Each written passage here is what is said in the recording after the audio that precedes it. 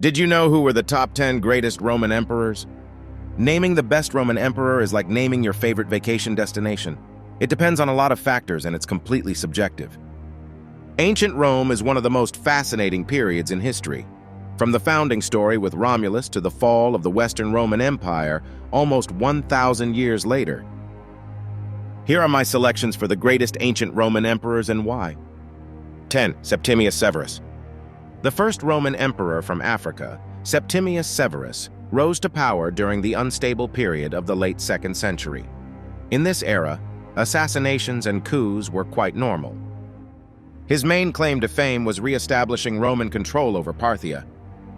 This was sweet revenge for the Romans since they had lost a huge battle to the Parthians under General Crassus in 53 BC. To punish Crassus for his greed, the Parthians killed him by pouring molten gold down his throat.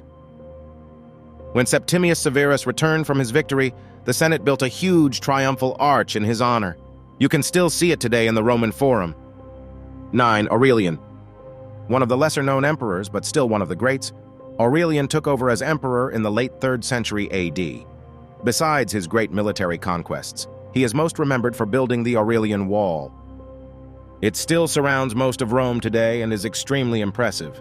The wall bought Rome another 100 or so years of safety. He led mostly defensive campaigns as the empire was expanded to the max at this point, but some significant victories nonetheless. Aurelian retook lost ground in Gaul and most of the eastern part of the empire. This earned him the nickname the Restorer of the World. 8. Vespasian Flavian. He became emperor after the crazy year of 68, when 3 emperors ruled and were disposed of in the same year. This stoic man was all about creating order.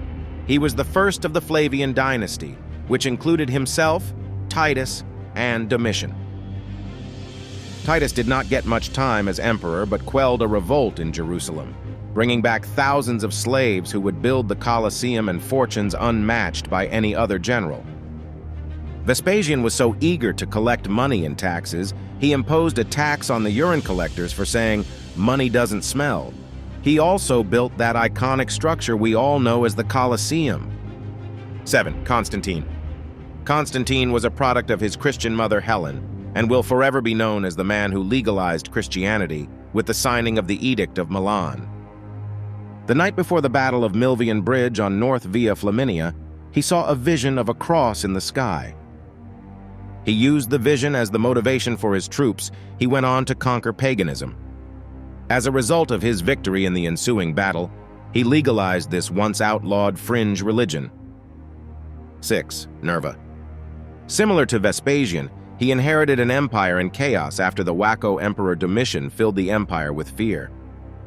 He revised the taxes in favor of the poor, but his best deed as emperor was to adopt Trajan and name him a successor. This was important because he wasn't his blood relative, and in doing so, stopped the family dynasty and set up a golden age in Rome that would last almost 100 years. 5. Antonino Pio.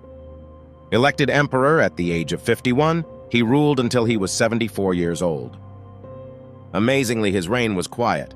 This is why he ranks at number 5.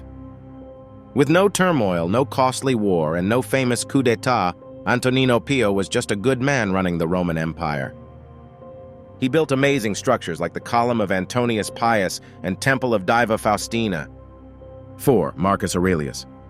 Marcus was a philosopher and a Stoic who spent most of his career as emperor on the military trail in Germania. His greatest accomplishment as emperor was his ability to hold the empire together through the first true pandemic, the Parthian War and the Germanic Wars. While his most famous claim to fame is immortalized in the movie Gladiator, he was also an efficient ruler and administrator. However, his only downfall was choosing his son Commodus as the next emperor. From there, it all went downhill. 3. Octavian, also known as Augustus. Now pretty much all the emperors were called Augustus, but this was the first one. He bridged the period between the waning days of the Republic and the beginning of the glory days of the Empire. He started the Julio-Claudian dynasty and is responsible for the Pax Romana, peace throughout the Roman Empire.